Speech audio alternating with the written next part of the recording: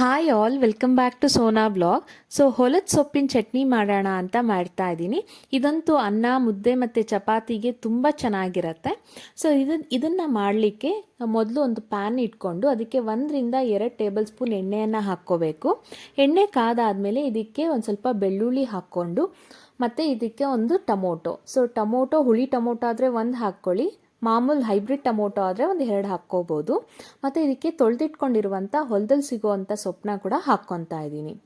ಈ ಸೊಪ್ಪಿಗೆ ನಾವು ಟೊಮೊಟೊಗಿಂತ ಹುಣಸೆಹಣ್ಣು ಹಾಕ್ಕೊಂಡ್ರೇ ತುಂಬ ಟೇಸ್ಟಿಯಾಗಿರುತ್ತೆ. ಒಂದು ಸ್ವಲ್ಪ ಹುಣಸೆಹಣ್ಣನ್ನ ಸೇರಿಸ್ಕೊಂಡು ರುಚಿಗೆ ತಕ್ಕಷ್ಟು ಉಪ್ಪನ್ನು ಹಾಕ್ಕೊಬೇಕು. ಮತ್ತು ಇಲ್ಲಿ ನಾನು ಖಾರಕ್ಕೆ ಹಸಿಮೆಣಸಿನ್ಕಾಯಿ ಬೇಕಾದ್ರೂ ಹಾಕ್ಕೋಬೋದು, ಬಟ್ ಇಲ್ಲಿ ನಾನು ಒಣಮೆಣಸಿನ್ಕಾಯಿನ ಹಾಕ್ಕೊತಾ ಇದ್ದೀನಿ. ಈ ಎಲ್ಲ ಹಾಕಿರುವಂಥ ಪದಾರ್ಥಗಳು ಎಣ್ಣೆಯಲ್ಲೇ ನಾವು ಚೆನ್ನಾಗಿ ಫ್ರೈ ಮಾಡ್ಕೋಬೇಕು. ಸೊಪ್ಪಲ್ಲಿರೋ ನೀರು ಹೋಗೋವರೆಗೂ ನಾವು ಒಂದು ಸ್ವಲ್ಪ ಫ್ರೈ ಮಾಡಿಕೊಂಡು ಇದನ್ನು ತಣ್ಣಗಾಗಲಿಕ್ಕೆ ಬಿಟ್ಬಿಡಬೇಕು. ಅದಾದಮೇಲೆ ನಾವೊಂದು ಮಿಕ್ಸಿ ಜಾರಿಗೆ ಈ ಪದಾರ್ಥಗಳನ್ನೆಲ್ಲ ಸೇರಿಸ್ಕೊಂಡು ನುಣ್ಣಗೆ ರುಬ್ಕೋಬೇಕು. ಈಗ ಆ ಚಟ್ನಿಗೆ ಒಗ್ಗರಣೆ ಹಾಕ್ಕೊಳ್ಳೋಣ ಅಂತ 1-2 ಟೇಬಲ್ ಸ್ಪೂನ್ ಎಣ್ಣೆಯನ್ನು ಹಾಕ್ಕೊಂಡು ಮತ್ತು ಇಲ್ಲಿ ಸಾಸಿವೆನ ಸೇರಿಸ್ಕೊತಾ ಇದ್ದೀನಿ.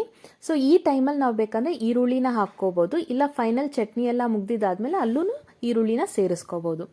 ಇದಕ್ಕೆ ಒಂದು ಸ್ವಲ್ಪ ಈರುಳ್ಳಿ ಮತ್ತು ಕರ್ಬೇವಿನ ಸೊಪ್ಪು ಮತ್ತು ನುಣ್ಣಗೆ ರುಬ್ಕೊಂಡಿರುವಂಥ ಈ ಸೊಪ್ಪಿನ ಚಟ್ನಿನ ಇದಕ್ಕೆ ಹಾಕ್ಕೊಂಡು ಒಂದು ಸ್ವಲ್ಪ ನೀರನ್ನ ಹಾಕ್ಕೊಂಡು ನಾವು ಒಂದು ಕುದಿ ಬರೋವರೆಗೂ ಕುದಿಸ್ಕೋಬೇಕು.